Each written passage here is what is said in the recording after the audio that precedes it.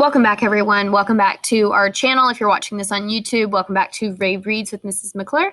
And if you're watching this in our virtual library, then that means that this week you have chosen to read Cactus Hotel for your weekly reading assignment.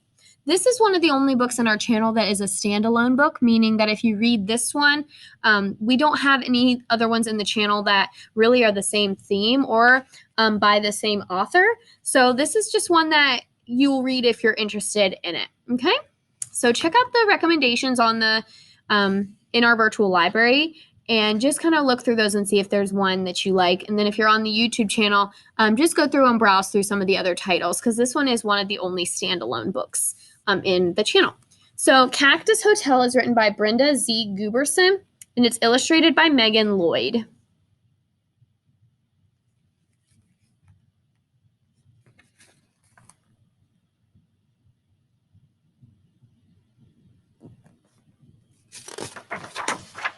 On a hot, dry day in the desert, a bright red fruit falls from a tall saguaro cactus.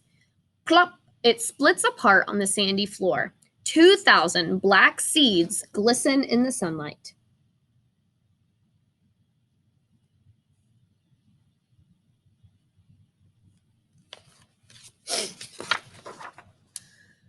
When the air cools in the evening, an old pack rat comes out and eats the juicy fruit.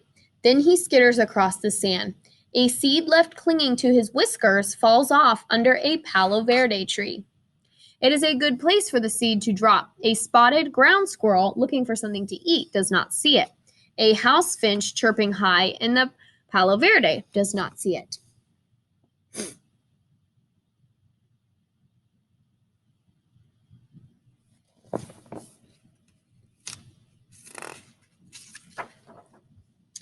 After many dry days, a heavy rain falls on the desert. Soon a young cactus sprouts up from the ground.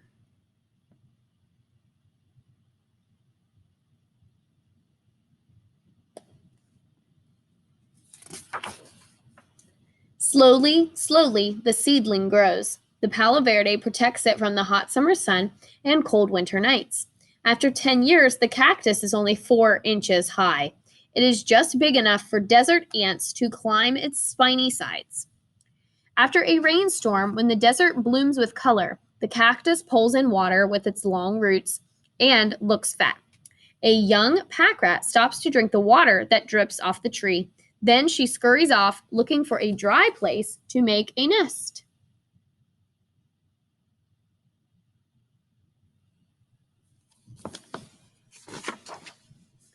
When there is no rain, the cactus uses up the water it has stored inside and looks thin. The palo verde loses its tiny leaves, but there is always some shade for the cactus below. After 25 years, the cactus is 2 feet tall. A jackrabbit cools off beside it and gnaws on the green pulp. But when a coyote moves in the distance, the jackrabbit disappears into a nearby hole.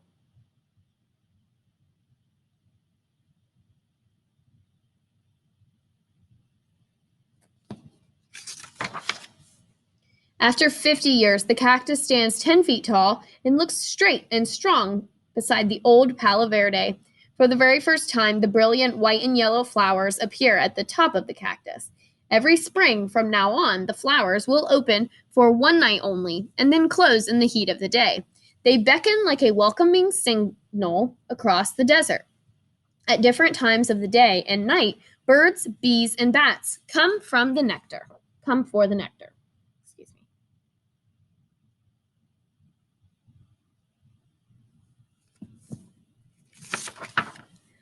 The flowers dry up, and after a month, the bright red fruit filled with black seeds is ripe and ready.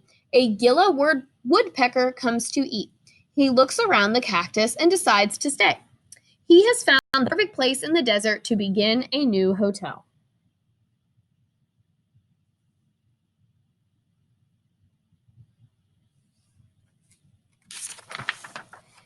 The woodpecker goes right to work, and the only tool he uses is his long, hard beak. Tap, tap, tap. He bones into the flesh of the cactus. Tap, tap, tap.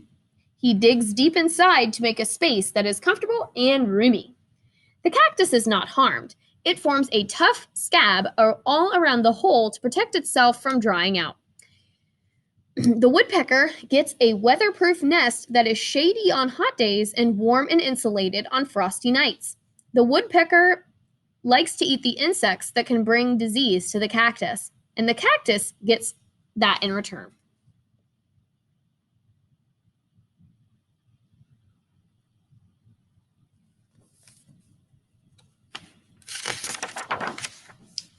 After 60 years, the Cactus Hotel is 18 feet tall.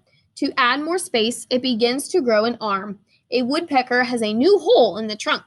Farther up, a white-winged dove makes a nest on the arm. And down below, an old hole is discovered by an elf owl. The birds feel safe, living high up in the prickly plant where nothing can reach them.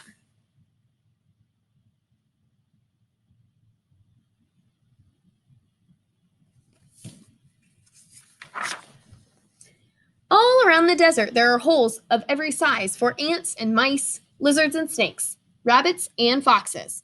After 150 years, there are holes of every size in the cactus, too. The giant plant has finally stopped growing. It is 50 feet tall with 7 long branches. It weighs 8 tons, about as much as 5 automobiles.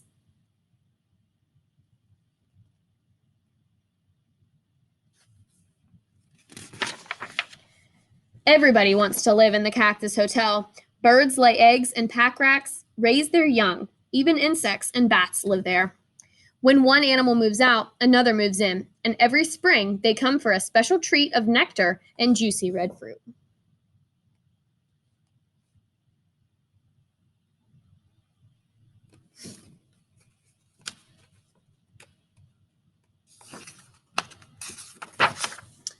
Finally, after 200 years, the old cactus sways in a gust of wind and falls with a thud to the sandy floor.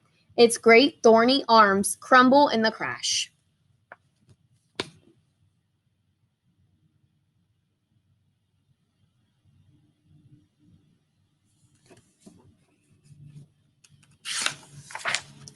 The creatures that lived up high must find other homes, but those that prefer to live down low might move in. A millipede, a scorpion, many ants, and termites quickly find homes in the toppled hotel. After many months, all that remains are the wooden ribs that supported the cactus while it stood so tall. A colored lizard dashes over the top, looking for insects. A ground snake huddles in the shade below.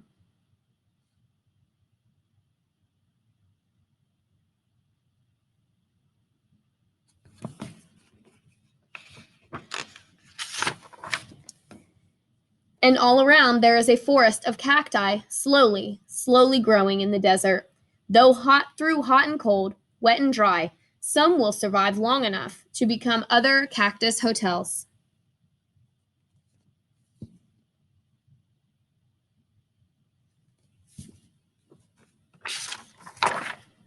The end. So this book, like I said, it is a standalone book. We don't have any other books about cactuses or by this author in our channel. However, we do have some other books in the channel and in our virtual library that have very scientific topics.